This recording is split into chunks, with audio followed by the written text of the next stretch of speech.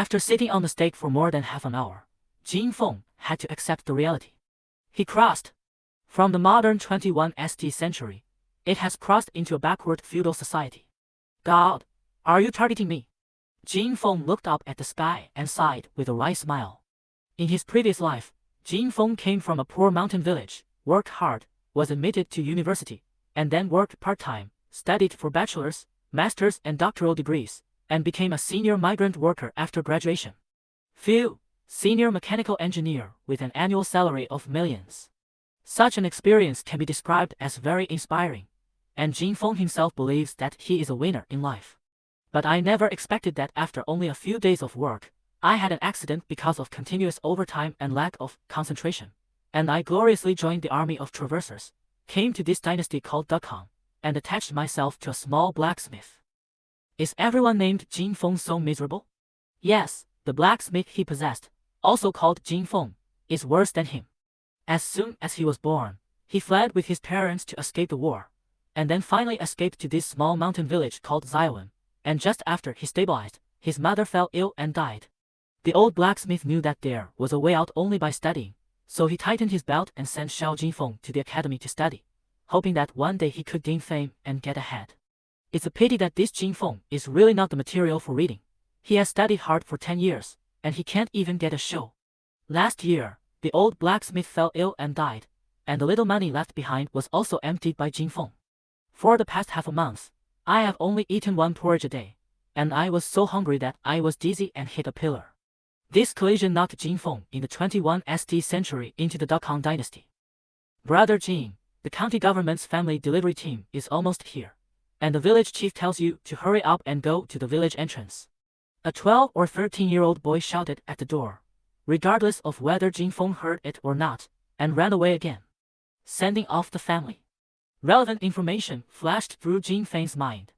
In order to stimulate population growth, the imperial court stipulated that men who are 18 years old and women 17 who are married must marry, otherwise they would have to pay a 3% tax. The lack of labor for men, coupled with all kinds of harsh taxes and bandits, many people can only eat one meal a day, and 9 out of 10 cannot afford to pay additional taxes. Jin Feng's household registration is a craftsman, and he does not need to serve in the military, but his taxes are heavier than those of farmers and hunters, so he naturally can't afford it.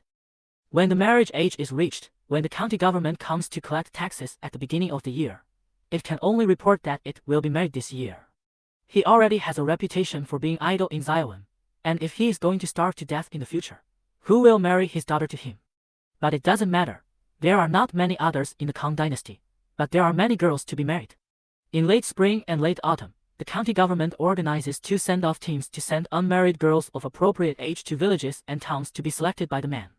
Regardless of whether the man is lame or blind, as long as he is chosen, he must become his own child. Is this the legendary daughter-in-law of the government? Could it be that Secretary Dukkang has also crossed over, and the benefits are so good? Just crossed over and let him get married before he could eat a bite.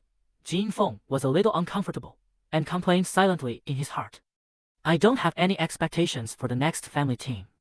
The girls who came with the family sending team are girls who can't marry in each village, and the ugly thing is that others pick the rest, and the quality can be imagined. But you can't pick it. The man has the right to choose, but he does not have the right not to choose. That is to say, whether he is satisfied or dissatisfied today, he must bring a daughter-in-law back, otherwise he will resist taxes and be sent to the battlefield until death. Jin Feng could only endure the hunger in his stomach and walked to the entrance of the village.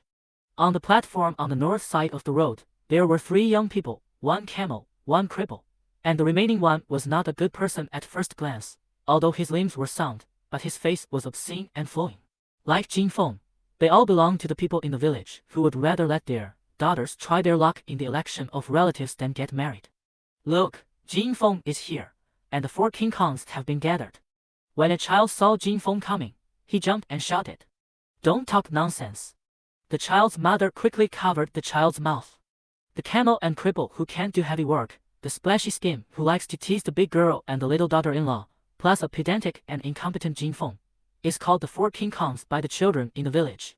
Usually, Jin Feng hates this title, and every time he hears it, he is very angry, but today he just smiled at the child and walked on stage. Brother, Jin is here.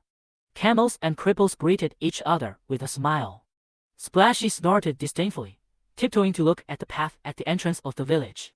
Brother Lu, Brother Zhang. Jin Feng returned the salute with a smile. It's coming, it's coming. Splashy pointed to the entrance of the village and shouted loudly. On the path at the entrance of the village, a team holding a red sign walked slowly.